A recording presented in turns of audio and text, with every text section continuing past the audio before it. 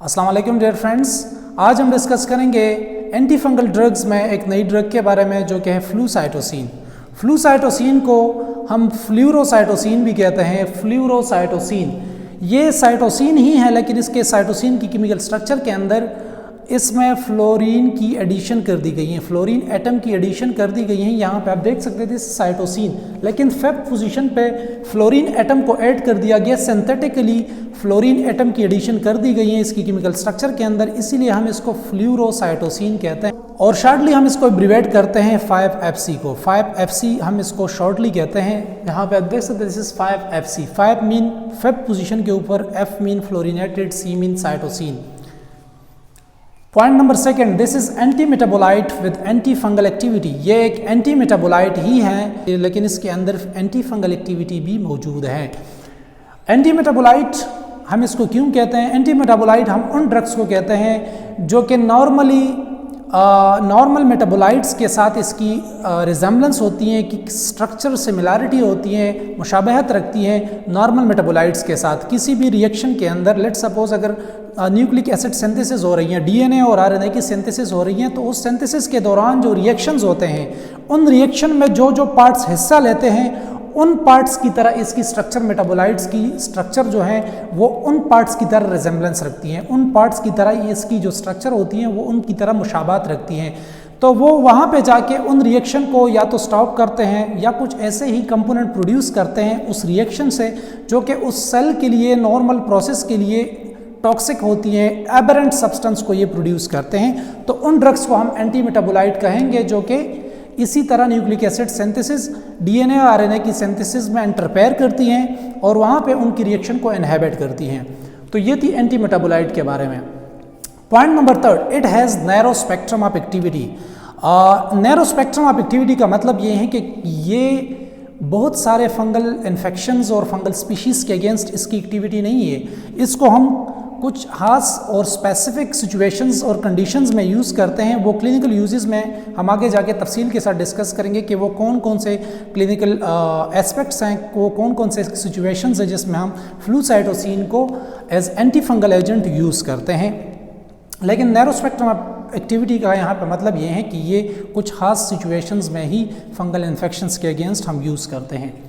फंजीस्टैटिक connection, point number fourth, this flucytosine drug have anti fungistatic activity. Fungistatic का मतलब ये है कि ये फंगल सेल्स को, जिन फंगल सेल्स के अगेंस्ट, जिन फंगल इन्फेक्शंस के अगेंस्ट इसको इफेक्टिव के तौर पे हम यूज़ करते हैं कि ये उनके अगेंस्ट इसकी एक्टिविटी है, तो वो उन फंगल सेल्स को किल नहीं करता, उनकी जस्ट मल्टीप्लिकेशन, उनकी ग्रोथ को स्टॉप करती हैं, उनकी डिसिमिनेशन, उनकी स्प्रेड को उन ऑलरेडी इन्फेक्टेड सेल्स तक महदूद रखती हैं, रिस्ट्रिक्ट रखती हैं, और दूसरे हेल्थी टिश्यूज़ तक ये उन सेल्स की, उन फंगल सेल्स की इन्फेक्शन आगे डिसिमिनेट नहीं होने देते। डिस्कवर्ड इन 1957, पॉइंट नंबर 5 की तरफ जाएंगे। तो 1957 में एक रिसर्च कंडक्ट की गई, एक रिसर्च किया गया फॉरवर्ड के कैंसर के अगेंस्ट कुछ ऐसे एजेंट्स को तलाश किया जा सके जो कि कैंसर के अगेंस्ट इफेक्टिव हों। तो उसी दौरान फ्लूसाइटोसिन को सिंथेटिकली डिस्कवर कर दिया गया। जब उसकी एक्टिविटी कैंसर के अगेंस्ट देखी गई तो इनकी एक्टिविटी कैंसर के अगेंस्ट इतनी एफिशिएंटली, सफिशेंटली वो एक्टिव नहीं थे कैंसर सेल्स के अगेंस्ट। लेकिन बाद में जब इसे फंगल इन्फेक्शंस के अगेंस्ट यूज़ किया गया, फंगल स्पीशीज़ के अगेंस्ट यूज़ किया गया, तो उनके अगेंस्ट कुछ स्पेसिफिक कंडीशन है, उसमें फ्लूसाइटोसिन की काफ़ी हद तक एक्टिविटी थी, और इसी वजह से हम आज उसको एंटी फंगल एजेंट के तौर पे कंसिडर करते हैं और स्टडी करते हैं। Synthetic fluorinated analogue of cytosine, point number 6, कि ये सिंथेटिक है, इसको आर्टिफिशियली प्रोड्यूस कर दिया गया है। फ्लोरिनेटेड एनालॉग ऑफ साइटोसिन, ये साइटोसिन ही है लेकिन फ्लोरिनेटेड है, इसके अंदर फ्लोरीन की एटम की एडिशन कर दी गई है, इसीलिए हम इसको फ्लोरिनेटेड कहते हैं। ये एनालॉग है, मीन साइटोसिन के साथ की तरह ही ये दिखता है और साइटोसिन के साथ ही इसकी स्ट्रक्चर सिमिलैरिटी होती है। Point number 7, effective and combination therapy for systemic mycosis. ये हम सिस्टमिक माइकोसिस में कुछ कंडीशंस हैं, उनके अगेंस्ट हम यूज़ करते हैं, लेकिन कम्बिनेशन में। इसकी मोनोथेरेपी जो है सिंगल एजेंट के तौर पे इसे यूज़ नहीं किया जाता आजकल। द रीज़न इज़ के रेजिस्टेंस बहुत ज़्यादा इनके अगेंस्ट डेवलप हो रही हैं, तो इसी वजह हम इसको कम्बिनेशन में देते हैं विद आइदर एम्फोटेरिसिन और एजोल के किसी फ्लूकोनाजोल के साथ या एट्राकोनाजोल के साथ इसे कम्बिनेशन में हम देते हैं। 8 नंबर पॉइंट मैंने लिखा है, the 8 number point is prodrug. Flucytosine एक प्रोड्रग है। प्रोड्रग का मतलब क्या है कि इस ड्रग फ्लूसाइटोसिन की अपनी एक्टिविटी नहीं है। It does not show any activity against the fungal sales by itself, लेकिन जब ये फंगल सेल के अंदर चला जाता है, फंगल सेल के अंदर इसकी एंट्री होती है, तो वहाँ पे ये कुछ नए एजेंट्स को, कुछ नए कंपोनेंट्स को ये कन्वर्ट होता है। फ्लूसाइटोसिन की कन्वर्जन होती है दूसरे मेटाबोलाइट्स में, और वो कंपोनेंट्स जिसमें इस फ्लूसाइटोसिन की कन्वर्जन होती है वो कंपोनेंट इफेक्टिव होते हैं अगेंस्ट द फंगस, तो इसको हम एज अ कैरियर यूज़ करते हैं। फ्लूसाइटोसिन कन्वर्ट होता है फ्लूरोयूरासेल में थ्रू अ स्पेसिफिक एंजाइम जिसको हम साइटोसिन डीअमाइनेज एंजाइम कहते हैं। उनके अगेंस्ट मैकेनिज्म ऑफ एक्शन में डिस्कस करेंगे, लेकिन थोड़ी सी आपको आइडिया दूँ कि उस एंजाइम की मदद से कन्वर्ट होते हैं किसमें, फ्लूरोयूरासेल में, और फ्लूरोयूरासेल जो है उसकी फिर आगे एक्टिविटी होती है, वो फंगल सेल के अगेंस्ट एक्टिविटी शो करता है। लेकिन अगर हम कहेंगे कि हम फ्लूरोयूरासेल को हम यूज़ क्यों नहीं करते डायरेक्टली, ताकि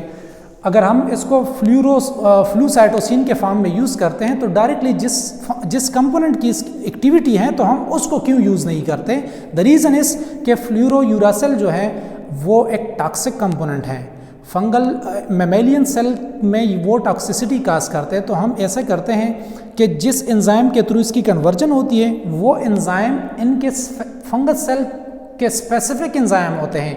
वो एंजाइम मैमेलियन सेल के अंदर, ह्यूमन सेल्स के अंदर वो नहीं पाए जाते, और अगर ह्यूमन सेल के अंदर उसकी मौजूदगी होती तो फिर ह्यूमन सेल्स के अंदर ही फ्लूसाइटोसिन की कन्वर्जन फ्लूरोयूरासेल में होती, और फ्लूरोयूरासेल एक टॉक्सिक कंपोनेंट है, तो ह्यूमन सेल्स की नॉर्मल सेलुलर फंक्शंस को डिसरप्ट कर सकती थी। लेकिन इसको हम प्रोड्रग में देते हैं, तो जब ये फंगल सेल के अंदर एक स्पेसिफिक एंजाइम पाए जाते हैं जो कि ह्यूमन सेल्स में नहीं होते, दिस इज़ द पॉइंट कि ह्यूमन सेल्स के अंदर वो एंजाइम नहीं होते जिस एंजाइम के थ्रू इसकी कन्वर्जन होती है टॉक्सिक कंपोनेंट में। फ्लूरोयूरासेल एक टॉक्सिक कंपोनेंट है, वो फंगल सेल के अंदर स्पेसिफिक होता है, उसके अंदर वो जिस एंजाइम के थ्रू कन्वर्ट होता है तो वो फंगस सेल के स्पेसिफिक एंजाइम होते हैं, और इसी तरह वो आगे एक्ट करते हैं। तो ये प्रोड्रग है, मीन इसकी अपनी एक्टिविटी नहीं है, लेकिन जब ये दूसरे कंपोनेंट में कन्वर्ट होता है तब इसकी एक्टिविटी फंगल सेल के अगेंस्ट होती है। तो अब डिस्कस करेंगे मैकेनिज्म ऑफ एक्शन के बारे में कि फ्लूसाइटोसिन किस तरह एक्ट करती हैं, किस तरह इसकी मैकेनिज्म ऑफ एक्शन है, तो तफसील के साथ डिस्कस करने की कोशिश करेंगे। Let's start with the flucytosine.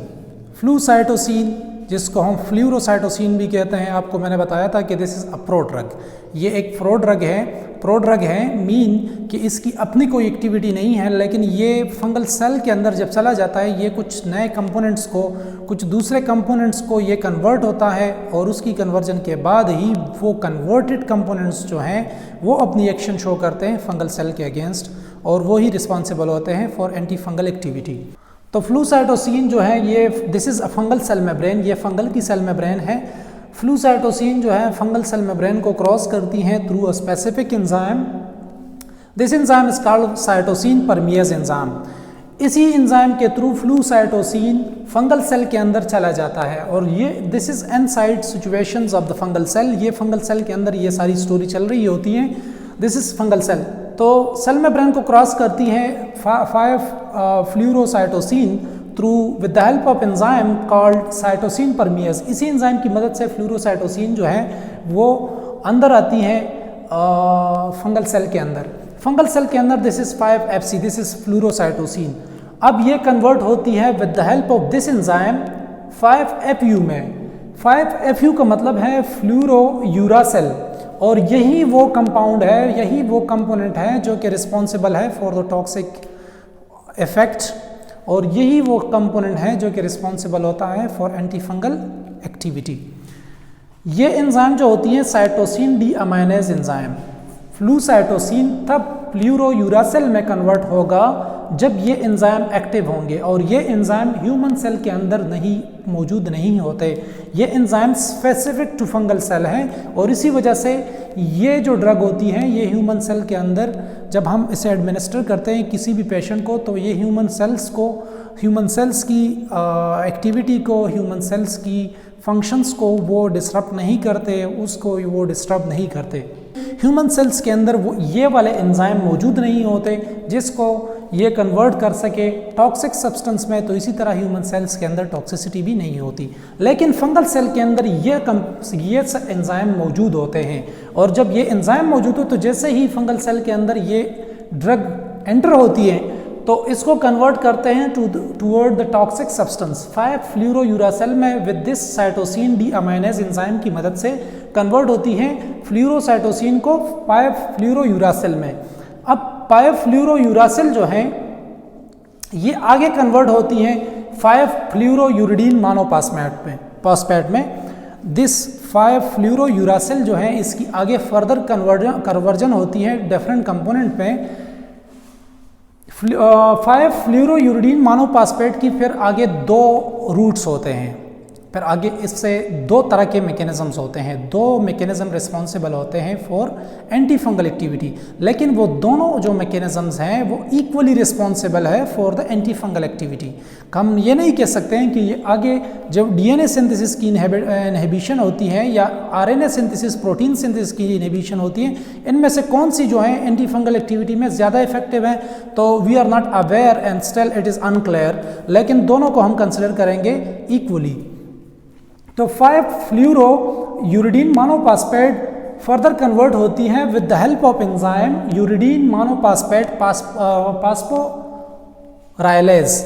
This is uridine monophosphate pyrophosphorylase. This enzyme convert fluorouridine monophosphate to fluorodeoxyuridine monophosphate. F-dump में कन्वर्जन FUMP से तब होती हैं जब ये एंजाइम मौजूद होंगे और ये एंजाइम एक्टिव होंगे, तो इसी एंजाइम की मदद से इसकी कन्वर्जन इसमें होती है। और ये F-dump जो है ये फ्लूरोडिऑक्सीयूरिडीन मोनोफॉस्फेट जो है this is very toxic for a specific enzyme, ये इनहिबिटर्स हैं। टाइमिडाइलेट सिंथेटेज एंजाइम जो है ये उस एंजाइम को इनहिबिट करते हैं। ये 5-dump क्या करते हैं, टाइमिडाइलेट सिंथेटेज एंजाइम को इनहिबिट करते हैं, उसकी एक्टिविटी को ब्लॉक कर देते हैं। जब उसकी एक्टिविटी ब्लॉक होती है तो ये टाइमिडाइलेट सिंथेज एंजाइम एक बहुत ही इंपॉर्टेंट एंजाइम्स हैं जो कि रिक्वायर्ड होते हैं for DNA synthesis. DNA synthesis तब होगी जब ये एंजाइम एक्टिव होंगे। जब इसी एंजाइम को हम 5F-dump से क्या करते हैं, ब्लॉक करते हैं, इनहिबिट करते हैं, तो तब डीएनए सिंथेसिस नहीं होगी और इसी तरह डीएनए सिंथेसिस इनहिबिट होती है। ये तो एक मैकेनिज्म ऑफ एक्शन था। अब 5-फ्लूरोयूरिडीन मोनोफॉस्फेट की दूसरी जो रूट होती है ये कन्वर्ट होती हैं फर्दर 5-फ्लूरोयूरिडीन डाइफॉस्फेट में। This is monophosphate and this is diphosphate.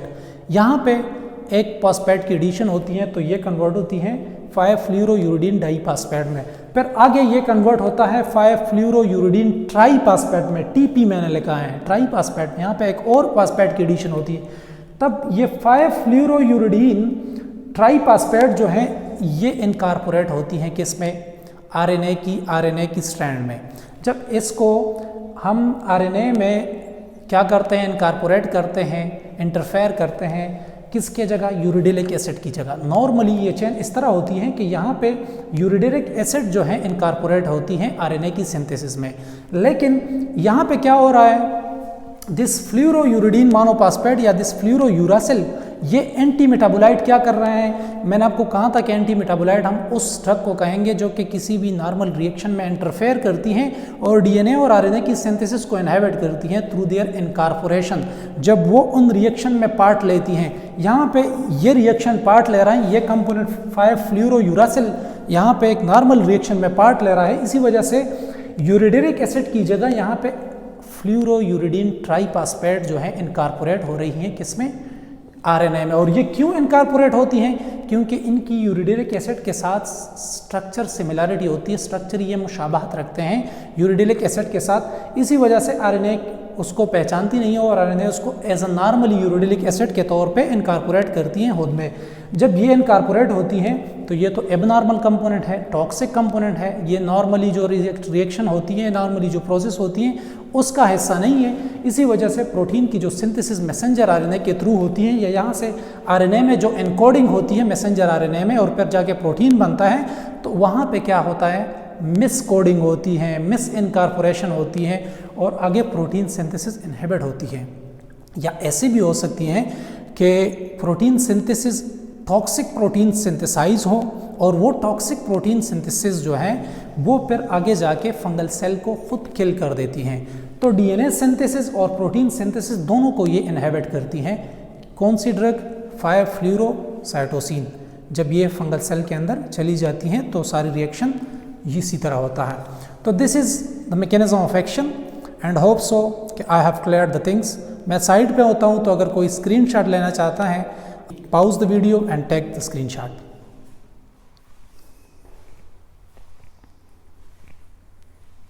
तो अब डिस्कस करते हैं क्लिनिकल यूजेस को।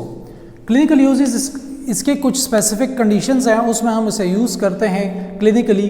क्रिप्टोकोकस मेनिंजाइटिस में इसको हम यूज़ करते हैं, ये इफेक्टिव है। और क्रिप्टोकोकस मेनिंजाइटिस में मतलब ये है कि कैंडिडियासिस में भी ये इफेक्टिव है।